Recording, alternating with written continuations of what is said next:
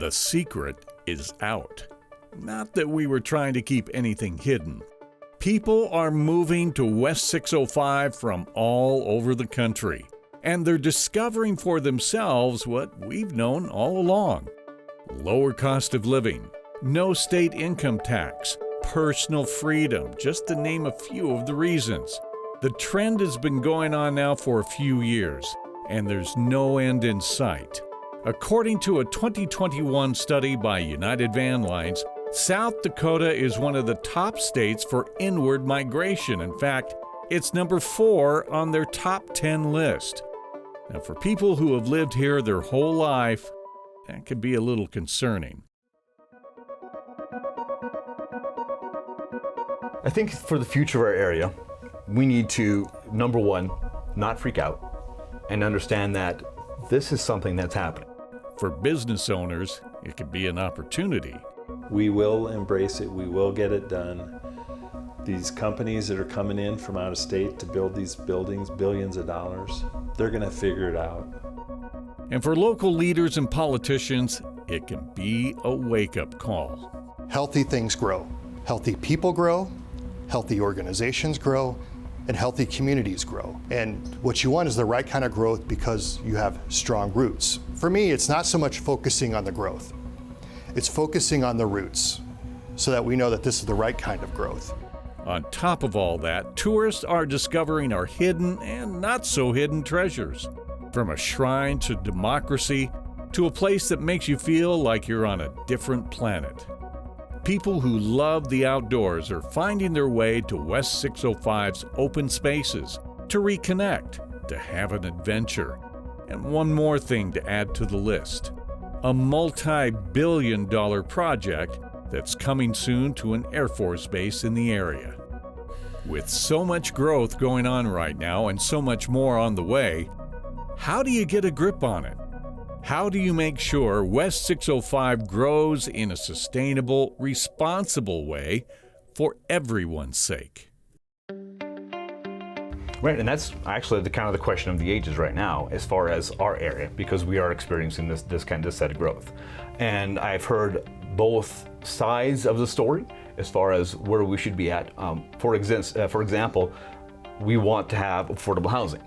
But to have affordable housing with the cost of land and the cost of building materials and the present state of employment and labor and having trouble getting contractors to your home, it would really have to be some smaller lots, smaller homes, just kind of really packed together, which is not really who we are out here. We like our space. We like our yards. We have more space. It's not really the South Dakota way. Exactly. It's not really what. So a lot of people are saying aren't enjoying the development idea with these really small put together. They don't want to see that. They want to see bigger, spread out neighborhoods. If we want to have more affordable homes, then we're going to have to build some closer built together neighborhoods. And I know that's a bigger city, but that's almost the way it's going to have to be just because that's the reality of where things are at. The hope is that the people that are designing and building and everything else would keep in mind who we are. And maybe you have in one development, you have a section with smaller homes, but then you also keep the bigger areas out and you have ones with more acreages and more spots like that. So you keep the Black Hills in the Black Hills and we don't become the metropolitan city, because that's not where we are. Change does not equal progress. Change for change's sake is not always a good thing. When you're talking about moving forward in a healthy way, that's the important thing, is where are you growing, how are you growing?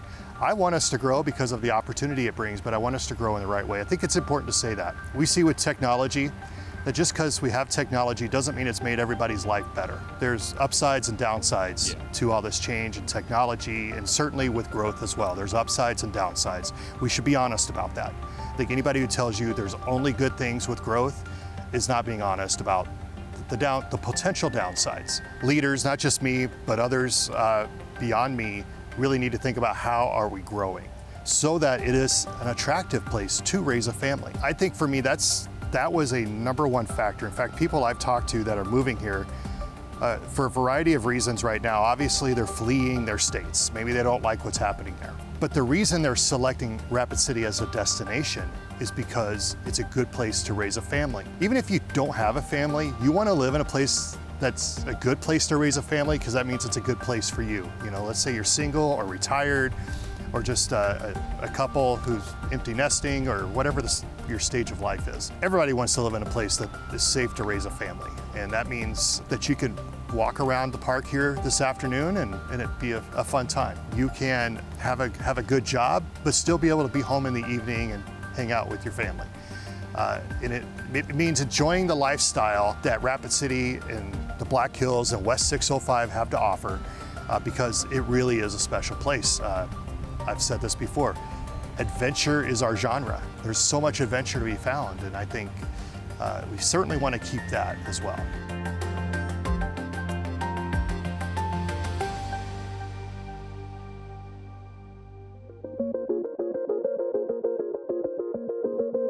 Another kind of a series of things where, okay, now where do we put all these people because we don't have the housing? And the housing market was starting to really pick up about that time also. And we thought at that time we had like 5 or 6 housing areas being built in. Now we have 8. But we had a lot of houses being built, but the problem was as soon as one was built, it was sold. As soon as the apartment complex goes up, they're all rented. So then it's like, this isn't going to be good when the military personnel get here. So, and of course, it's not just Box Elder, it's the Black Hills area because Rapid will, you know, have some of those people, and you'll probably have Somerset or Piedmont or, you know, different areas around close by that will have some of those people probably moving and just driving to work every day. But so everyone is working on that whole situation as far as housing goes. The more people we have paying taxes helps us cover an ever-increasing cost for public service. So economic development is just a math thing. We have higher costs, we need more revenue. Well, nobody wants to see their personal taxes go up. So if I have more people coming through Rapid City, the Black Hills, paying sales tax, and then they leave, that's a good revenue source, right? If we have people coming here to retire and they pay real estate taxes, well, then they're paying for our generation of kids to go to school in different ways. So economic development is not a bad thing. It's an economic reality that we need. And when we have more people here, we need more utility workers, we need more services, we need more car dealerships, we need more, and all that grows our economy and creates jobs. Guess for who? Our friends and family, our kids. You know, it's about bringing those people with Dakota roots, which was a concept I shared with Governor Rounds, back to our state. We want those people who have roots, they know what West 605 is about. They believe in West 605, and we want to have them have chances to come back here and capture their dreams in our backyard, not necessarily across the country. And that's what growth can accomplish.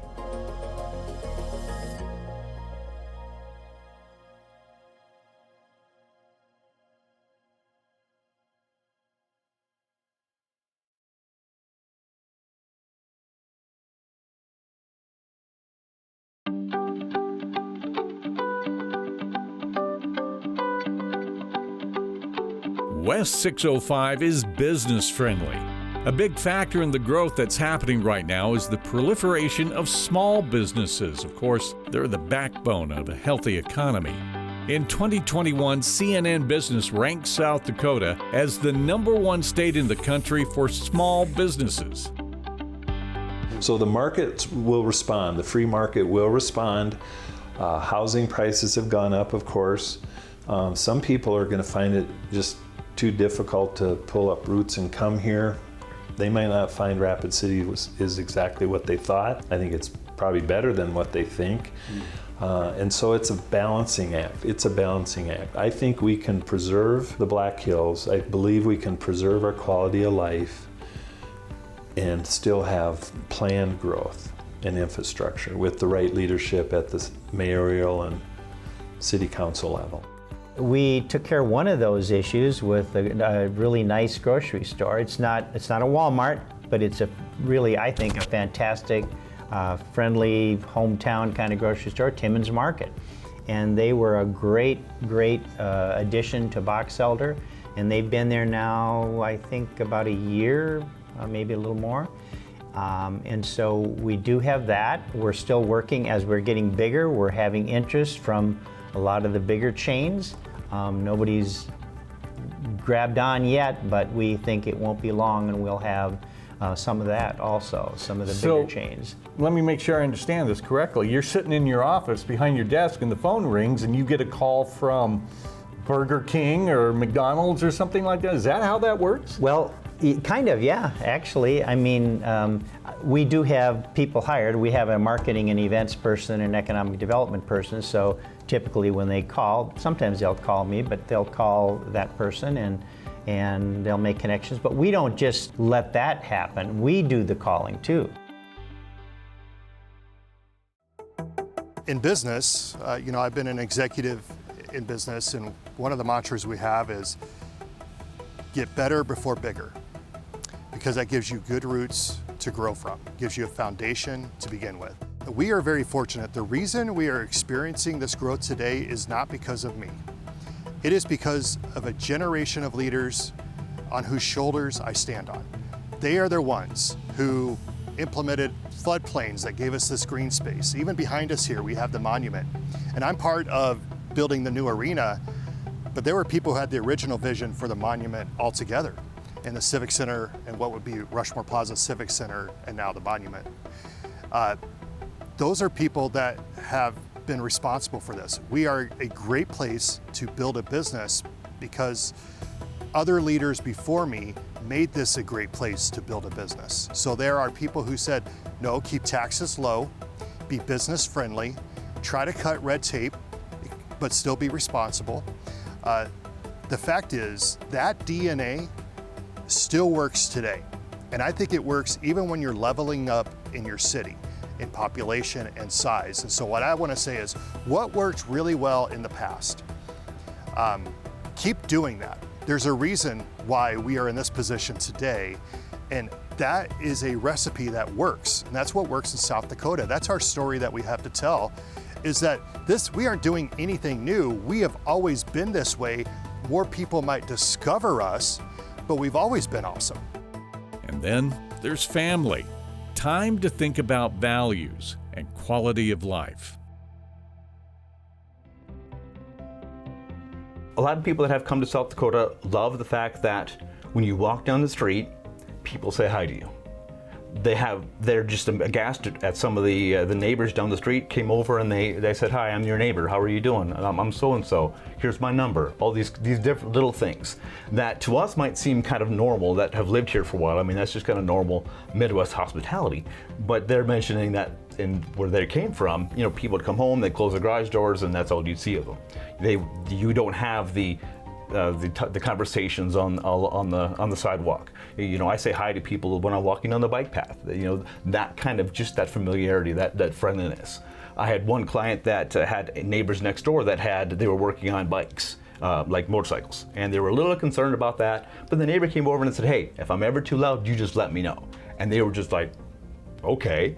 And another client was mentioning how their kid was having a breakdown in the store, and they were kind of feeling bad about this breakdown, but everybody around them was just kind of, no big deal. It's don't worry about it. That's how kids happen. No big deal. And so there's this friendliness and this understanding of life and togetherness and all this other things that's here that people have noticed here living in Rapid City that they didn't have in some of the other bigger metropolitan cities around. So I think a lot of that kind of comes into play when you move to Rapid City. That if you got kids, we're going to have a decent amount of things for them to do, and there's communities, there's Little League, there's baseball, there's band, there's all these different things for the kids to do, as well as families to do, of course, and then you take the family and off to the Black Hills you go and you have a family adventure in the Black Hills. So there's a lot of those things that we have here that they weren't experiencing as much in their bigger cities. And of course, we've got all this nature in Rapid City. With Rapid Creek running all the way through town, and you got all those little parks everywhere. I mean, you're never far from a park. You can go hiking in town without even leaving city limits in the Hanson-Larson Memorial Park and the Wilderness Park. So all these different places, not only to enjoy family with, but also then to be out and get out and enjoy nature and then, hey, half an hour you can be in the Black Hills and just kind of unload and relax. And that has been a huge reason for a lot of people moving to our area. We're putting in a new master park. We've got extra land that we've bought. It's going to have, a band shell. It'll hold 5,000 people. If you hire a band, we're going to have more baseball fields and update all the ones that are there. Soccer fields, walking paths, bike paths,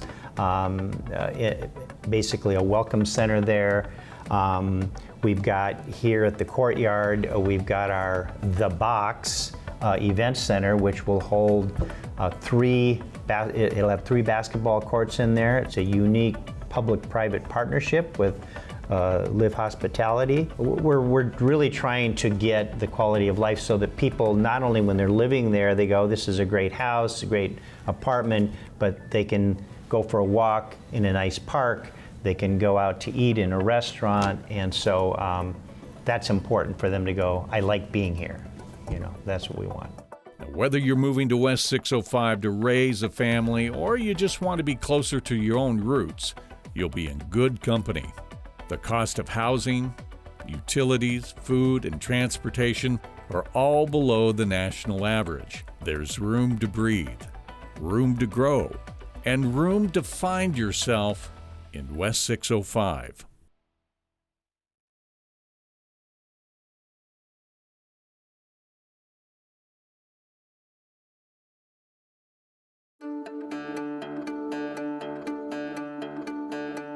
Tourism, business, family. West 605 has got a good thing going on right now, but what about the future? This is a great place, West 605. We're all proud of it. And it was a hidden gem. Some of us wanted to keep it kind of quiet, but guess what? All good things are eventually discovered, and we've been discovered. So like we took on challenges in the past, we'll take on this challenge too. It'll be the next generation of leaders, like the generation that made Ellsworth important, that dealt with those challenges in the past and dealt with creating things like the authority and all that stuff. We'll have another generation of leaders, both political and private, that will step up and say, okay, we know what we have to protect. We know what we have. We'll figure it out. And that's really the challenge going forward. We will figure this out. The comments were more related to the city is moving too fast. We don't like, like one comment I remember the lady saying, well, and she actually called me up on this and said, can you do anything about the houses being built behind me? I had a nice field behind me before, and now I have all these houses being built, and it's like, I'm sorry, but the only way you stop that is to buy the piece of property behind you, and if you want that evening sunset. Yeah, so, a whole another housing area went right behind her, this particular lady. So, and then now there's another one behind that. So, it is what it is. Progress is, we're moving forward. So we're going to have lots of population growth. We figure 10% probably a year. Maybe when the B21, it could be as much as 15%. I think that the way things have gone, and we have grown before, and things have happened before where we have been growing consistently. It's just a matter that this kind of hit us kind of in the face, and we weren't prepared for it. So I think that the people are in place to say, hey, we can make this happen. We just got to do it the right way. The growth that is happening right now and in the years to come for West 605 is undeniable. It's going to require a proactive response and dynamic leadership for a new generation. The question becomes, how do you find tomorrow's leaders for West 605?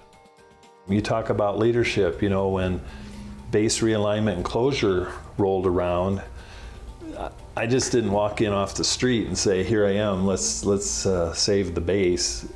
We and several others of us had been marching up that leadership ladder, and were there when it happened. And I think that's how it happened, maybe a little more organically like that. I think it's incumbent upon us who are current leaders, whether in business, in schools, in public service, you name it, to seek them out. And when you find them, for one, call out the leadership in them. Say, you know what, you have potential to be a great leader. Or you are already doing things and you've been good with this thing, let's give you more responsibility. We need people to be able to let go and allow the next generation to lead. You gotta have territory to lead. And I think that's true when you're in business. So when and I think business is a great place because most places in this community that people associate with leadership is business. And let's say you are a manager or an executive at a place and you want to raise up the next generation of leaders, all you have to do is see who's doing good work and reach out to them and say, hey, I'd love to talk to you a little bit more about leadership. I see, you're already doing good work. I want to help you grow that and be the best leader possible. So I think you have to call it out. When you see it, call it out, hire it. I think all that's very good. I think what I'm comforted by is there will always be another round of leaders. I mean, there were the people that mentored me when I was a 25-year-old in Rapid City. Larry Owen and Tom Lane and Chuck Lean and Dan Langeth, and they were their generations. These are all men that have gone, to be with God somewhere. And then there's the people that were alongside that I had the honor to work with, John Johnson and Bruce Rampelberg and Pete Kappa and Dick Johnson, my boss at West River Electric, and his boss before him. I mean, there's such a long list. There's always a season. And I remember Randy Hamburg from Wells Fargo and I were talking about that. This was our season to basically step up and thank the Lord for the opportunity. But then there will be another season, and this is our season ahead of us. The good news is we have the people here that will do that. They will see the gap that needs to be filled, and they'll go stand in it. That's good news. To quote Mark Merchant, we don't back down from challenges here. We carve mountains, and we stay true to our values and our way of life. This is West 605.